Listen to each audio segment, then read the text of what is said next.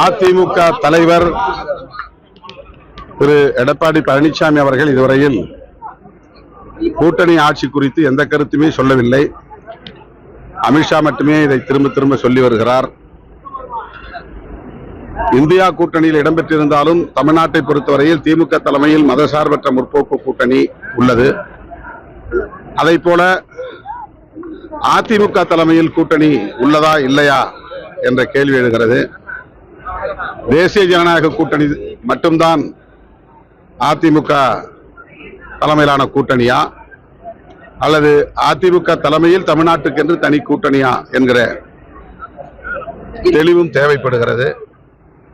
ஆகவே கூட்டணி தொடர்பாகவும் கூட்டணி ஆட்சி தொடர்பாகவும் மேனாள் முதலமைச்சர் திரு எடப்பாடி பழனிசாமி அவர்கள்தான் நமக்கு விளக்க வேண்டும். சந்திப்பு குறித்து எனக்கு எதுவும் தெரியாது. இது கூட்டணி தொடர்பான சந்திப்பா என்றும் தெரியாது. நாம் யூகமாக ஒரு கருத்தை சொல்ல முடியாது. தனிப்பட்ட முறையிலே சந்தித்ததாகத்தான் அவர் சொல்லியிருக்கிறார். பாட்டாளி மக்கள் கட்சி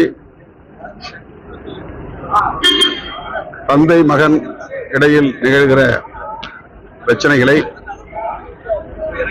அவர்களே அதை சீர் செய்து கொள்வதற்கான வாய்ப்பு இருக்கிறது. எனவே இப்போதைக்கு அதில் கருத்து சொல்வதற்கு எதுவும் இல்லை.